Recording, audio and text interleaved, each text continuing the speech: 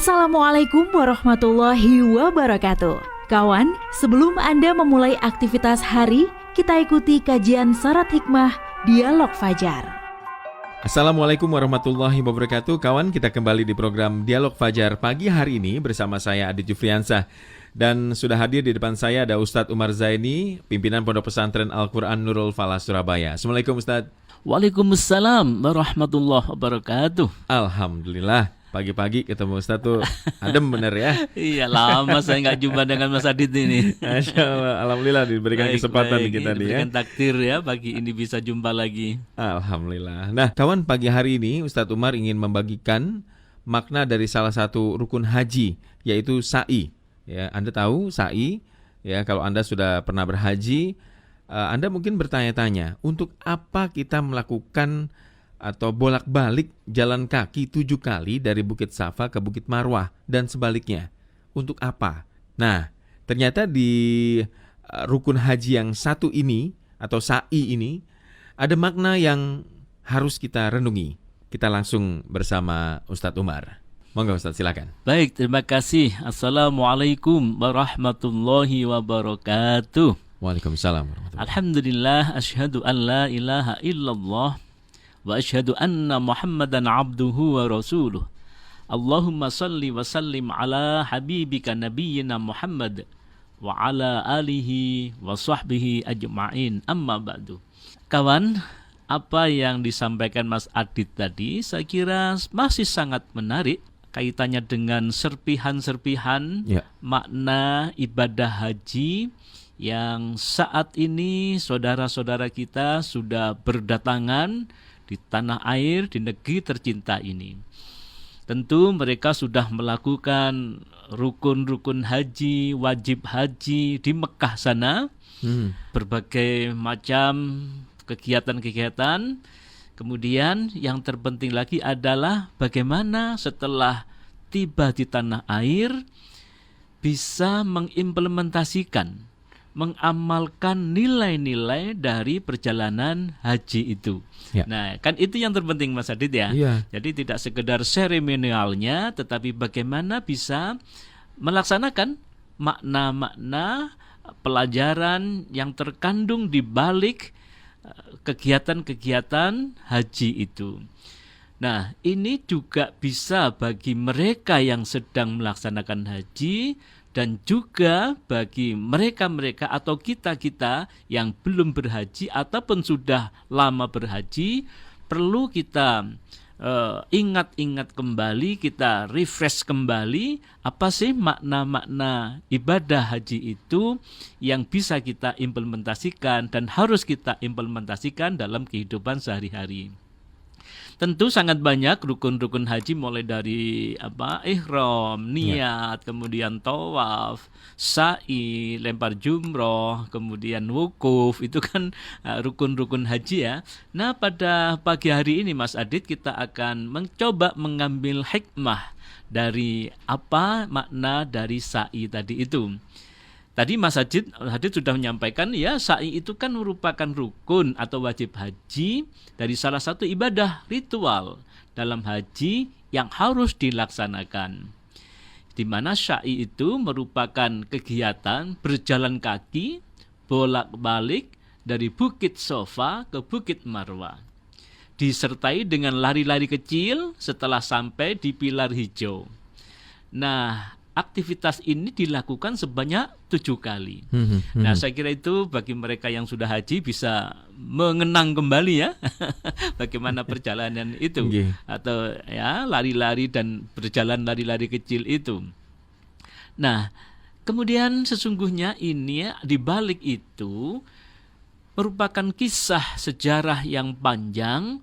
Ya, dikisahkan bahwa sa'i ini merupakan peristiwa yang dilakukan oleh istri Nabiullah Ibrahim alaihissalam, yaitu Ibu Hajar ketika ditinggal oleh beliau bersama putranya yang masih bayi yang di tengah-tengah bukit dan pasir itu. Jadi ceritanya kan begitu ya. Jadi Nabiullah Ibrahim setelah si Hajar ini punya bayi kecil, kemudian diajaklah bepergian jauh, yaitu dari Palestina ke Mekah, itu perjalanan yang luar biasa. Di sana kemudian setelah itu ditinggal oleh Nabi Ibrahim dengan anaknya yang masih bayi itu. Lalu kemudian si Hajar sesungguhnya sangat kecewa dengan di hatinya ya, dengan apa yang dilakukan oleh Nabi Ibrahim ini. Di tengah padang pasir yang seperti itu, dengan gurun yang demikian rupa, kemudian bukit-bukit, ditinggal begitu saja, tidak ada manusia di situ. Sesungguhnya protes si Hajar ini, bertanya kepada Nabi Ibrahim, kenapa kok tega-teganya engkau? Kira-kira begitulah ya. Ditinggal anak istri dengan sedemikian rupa, ditinggal dengan keadaan lingkungan yang sebegitu susahnya. Lalu kemudian si Hajar bertanya kepada Ibrahim, apakah ini memang perintah Allah? Lalu Ibrahim menyampaikan, ya, ini perintah Allah. Nah, begitu mendengar itu karena perintah Allah, peristiwa ditinggalnya itu perintah Allah, maka Hajar menerima sedemikian rupa dan yakin bahwa jika ini perintah Allah, pasti ada hal di balik yang tidak bisa diketahui oleh kasat mata, oleh manusia, ada hal yang hikmah yang luar biasa. Maka si Hajar tadi dengan ikhlas menerima apa yang telah dilakukan oleh Nabiullah Ibrahim itu. Nah, Mas Adit, karena namanya anak kecil ya, namanya bayi yang masih seperti itu. Nah, suatu ketika kemudian kehausan, setelah ditinggal itu kehausan, dengan menangis sedemikian rupa si Ismail itu menangis kehausan. Tentu sebagai ibu, ada derita anak nangis itu rasanya tersayat hatinya ya. Bingung, gundah, gelisah, sementara kanan kiri tidak ada air. Lalu si Ibu Hajar ini lari-lari untuk mencari air.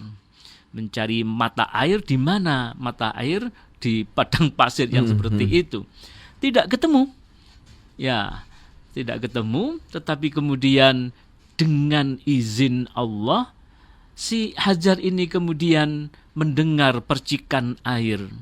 Setelah kembali dicari percikan air itu, ternyata percikan air itu ada di bawah telapak kaki putranya yang masih bayi itu. Dengan hentakan telapak kakinya keluarlah air yang kita sebut sekarang itu air Zam-Zam itu. Yang air ini sudah ribuan tahun ya. Ribuan tahun mata air ini, ribuan tahun diambil airnya, dimanfaatkan airnya oleh masyarakat sedunia, bukan hanya orang Arab saja. Sedunia bisa menikmati air Zam-Zam itu, dan sampai sekarang tidak pernah kering dan tidak pernah habis. Masya Allah. Itu tentu dibalik kesusahan, kesulitan Ibu Hajar tadi itu, ternyata Allah memberikan hal mukjizat yang luar biasa. Nah, itulah kisah Nabiullah Ismail beserta Ibu Hajar itulah yang kemudian disyariatkan oleh Rasulullah Muhammad SAW sebagai bagian dari rukun ibadah haji, yaitu sa'i, yaitu dengan yang lari-lari atau berjalan kaki dari Safa ke Marwah itu. Kalau sekarang sih mungkin nggak kelihatan Mas Adit ya. Bukitnya nggak kelihatan ya. Udah ketutup sama bangunan. Dengan bangunan yang begitu megahnya. Tapi mungkin kalau haji 50 tahun silam atau berapa itu masih kelihatan ya bukitnya itu. Nah, jadi Mas Adit, sa'i itu merupakan lambang perjuangan usaha Ibu Hajar yang sungguh-sungguh untuk mengubah dari yang tidak mungkin menjadi mungkin. Dari impossible menjadi possible. Nah, ini maknanya saudara sekalian, kawan, sangat penting sekali bagaimana perjuangan Siti Hajar itu dengan mencoba berikhtiar untuk mencari mata air dengan ikhtiarnya yang luar biasa. Tentu secara akal tidak masuk Masa sih seorang perempuan kok lari-lari seperti itu mencari air di kondisi yang seperti kita tahu bersama. Ternyata dengan ikhtiarnya itu, dengan usahanya itu, Allah memberikan mata air, memancarkan mata air yang tiada tara. Intinya apa? Intinya hidup ini perlu ikhtiar.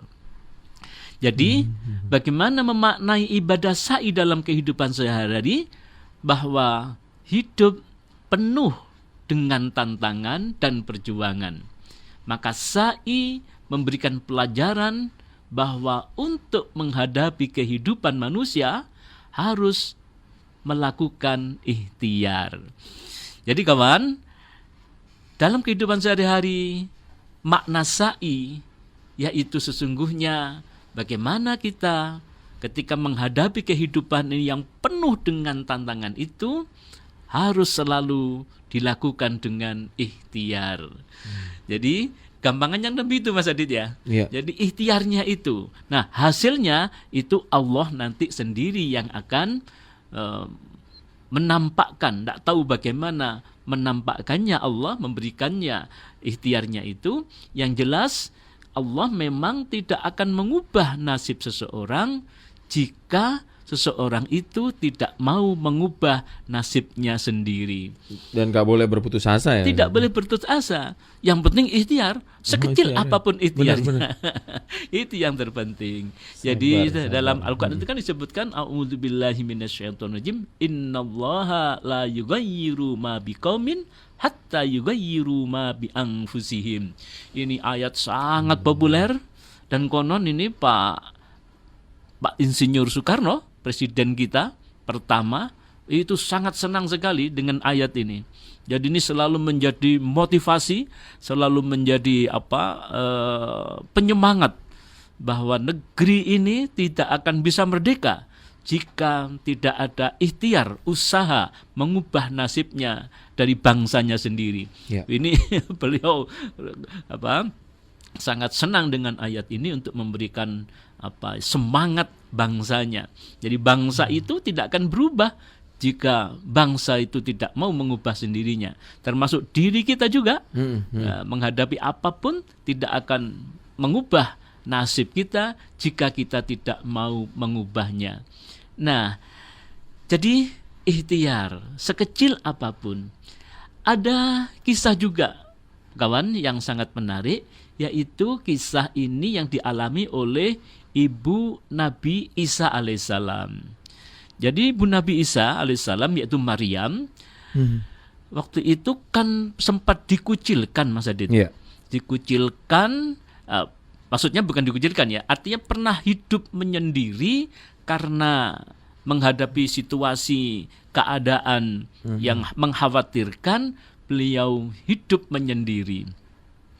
Sampailah kemudian hamil beliau dengan kekuasaan Allah ya, tidak bersuami tapi bisa hamil, itu kekuasaan Allah bagi kita sebagai seorang muslim, itu keyakinan.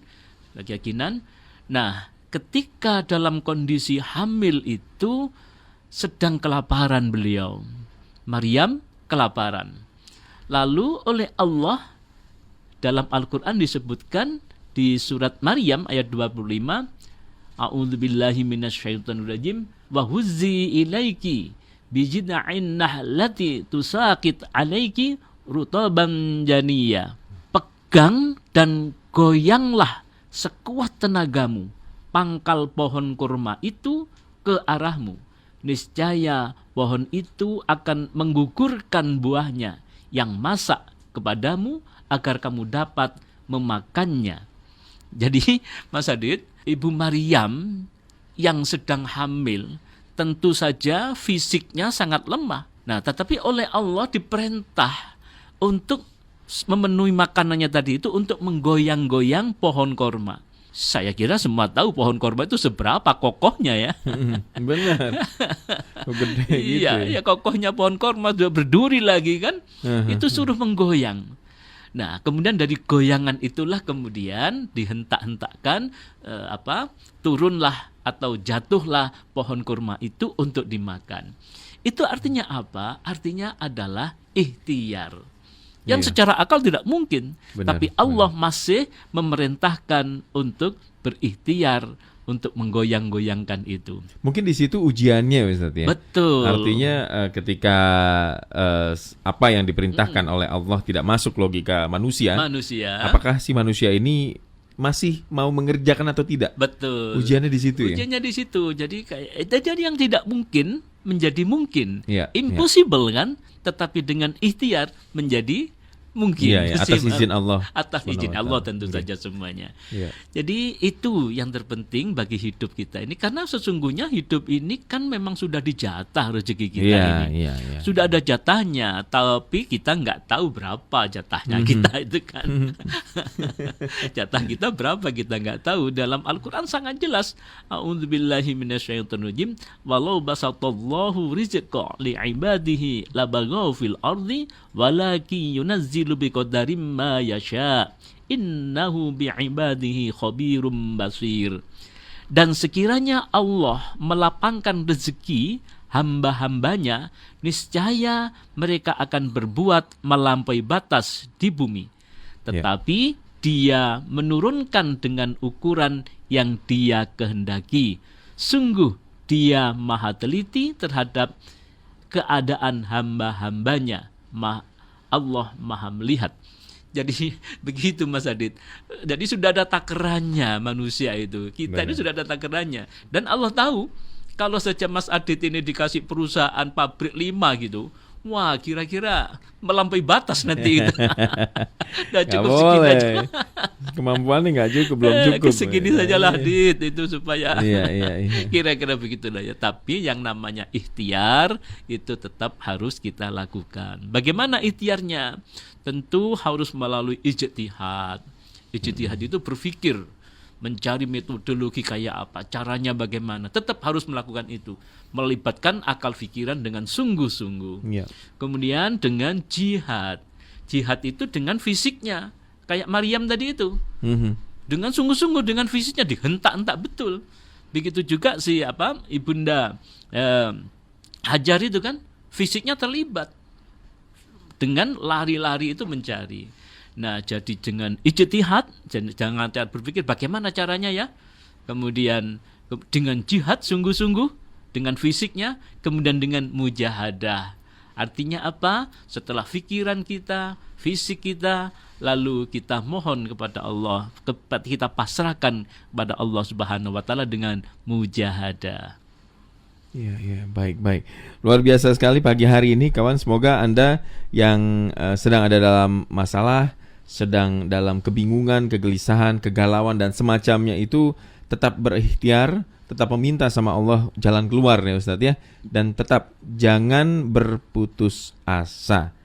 Apapun itu kawan, selalu bawa nama Allah Subhanahu wa taala dalam hidup Anda. Kita pamit Ustadz. Terima kasih. Pagi hari ini luar biasa sekali. Semoga bermanfaat Ustaz ya. Amin.